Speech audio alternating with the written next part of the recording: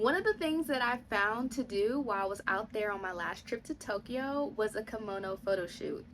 But before I booked it, I had so many questions, especially since there were so many places to book from.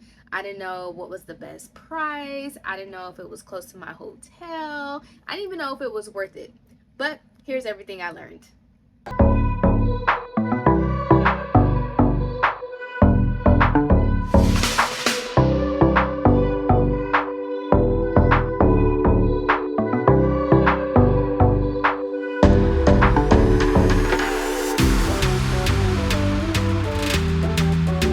Welcome back to Sasha Ashley's World, where we discover if those bucket list experiences are actually worth it.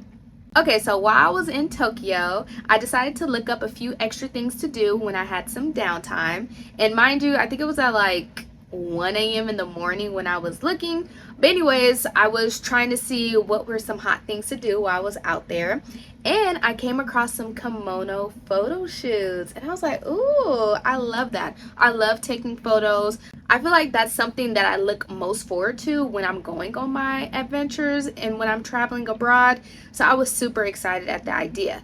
Now, when I looked up kimono photo shoots, there were so many companies that popped up. Everyone had a broad range of prices. I honestly didn't know where to start.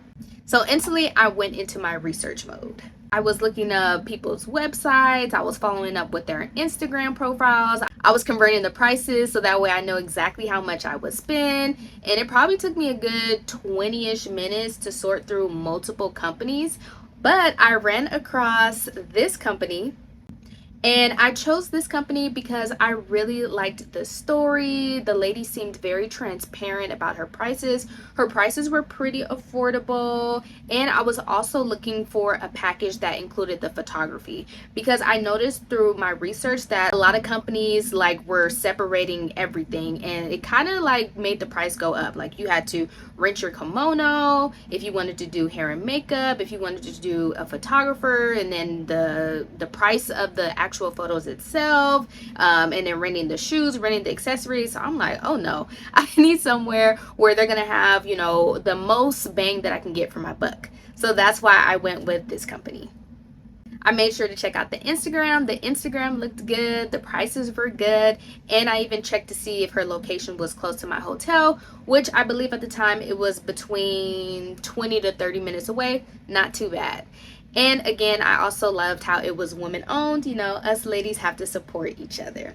So instantly, I went to the website. It was so easy to book with her as well. All you had to do was pay a $25 deposit just so that way you can book your time, and then you will pay the rest at your appointment. And like I said, I was in the process of booking her at like 1 a.m. in the morning, and I was actually able to book an appointment time at 9:30 a.m., which I thought was really cool. So she had availability. It was super easy to book the appointment directly on her website, pay the deposit, and I was all set.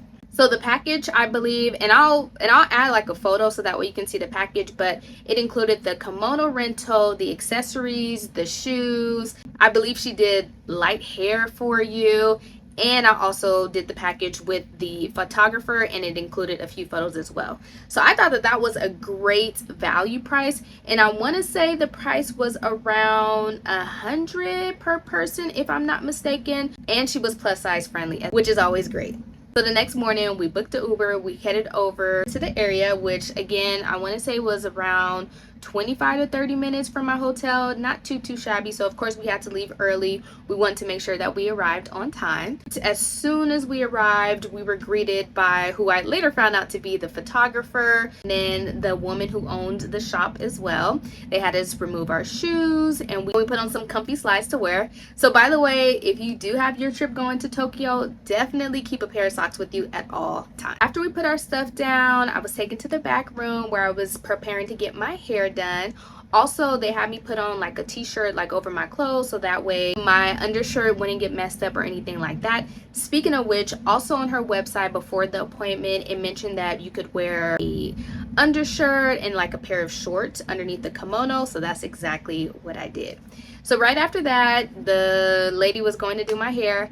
Now, I'm not gonna lie, I was a little bit nervous because your girl wears wigs. So I was like, you know, you can't, this isn't real hair, so you can't pull it back all the way, things like that. And I even told her, I was like, this is a wig. She was like, oh yeah, no worries, like I got you. So I was like, okay, cool. And she did that. It was a really cute experience, and on top of that, she was really fast, and I did like the hairstyle. Now I'm not gonna lie, I did go in after she was done, kind of like poof it out a little bit because it was a little too slick for me, but it was really cute. And I thought that was a really nice touch as well, because like I said, all of the other kimono photo shoots, most of them, getting your hair done was separate as well as getting your makeup done. Now I didn't need the makeup because, you know, I be my own face, so that was easy. I did that prior to the appointment, but the hair, I just left it up to her. And she also added some really cute accessories to add those final touches. And then right after she finished my hair, she let me choose my kimono, which was the most fun part. She basically had them all organized by size. So she let me know that this rack should work for me. So I looked. Honestly, I found my kimono in less than 1 minute. As soon as I saw it, I was like, oh yeah, this is the one. I loved how it had the purple accents, it had flowers, it wasn't too busy. So I was absolutely obsessed. After that, she really took the time to work with me to find perfect accessories that matched well with it, including my bag as well as the belt. After that, they helped us get dressed, and it was amazing. It really was. Just all of the layers, all of the work, and all of the details that goes into getting dressed. I was honestly honored, and I really wish they explained it a little bit more about why and about the process that goes into it, just so that way I could appreciate it even more. But nonetheless, I think it was an amazing experience, that alone. Now, the one thing that did throw me off was all of the layers. And mind you, it's pretty hot out. So I was a little bit nervous about walking around, taking photos, wearing so many layers. And on top of that, the back piece really straightened up my posture, which is great. It really is. But it was a little uncomfortable. So I will say that it looked beautiful, but it definitely was some work handling all of those layers and the piece that was holding me upright. Okay, so once we were all dressed, we had our shoes on with the matching socks. We went outside with the photographer and the assistant. So the assistant, that's the one who dressed us up in our kimonos. She ended up going on our photo shoot. And what was really awesome is each picture he took, she always would fix us up, made sure the outfit looked absolutely amazing. So it was a really nice touch because you could tell that they really wanted to make sure that our photos came out amazingly. And don't even get me started on the photographer. He was awesome as well. Very direct, but still very gentle. And he really was genuine about making sure he got the perfect shot. So once we left the building, we went a few blocks away. We took a few photos. And then right after that, we took a longer walk. I would say maybe between 5 to 7 minutes. And we ended up at a temple. Temple was gorgeous. Not only for a good photo spot, but also just to explore and to really just appreciate the culture. And that's where the majority of the photo shoot took place. There were so many spots. We probably went to about 4 to 5 different spots, and it was an amazing experience. Now, one thing I did notice was that this obviously was a very popular place because it was so many people around, but there were a lot of other tourists and even locals as well, dressed as we were in the traditional kimonos, walking around with the photographer taking photos. So that definitely was the spot. And our photographer was awesome. All of the locations he chose, it wasn't too crowded. We were able to take really nice photos, get in, get out, move to the next location. So that's one thing I really did love about them, because I feel like the timing was great. And like I said, it was really warm out. It was really warm out. You have all these layers on, plus you're trying to model and look cute as well. It's a lot going on. So I'm glad that we weren't spending 10, 15, 20 minutes taking these photos. We went to one location, spent a few minutes, got a few good shots, and then moved on. So it was great. It was the perfect pacing as well.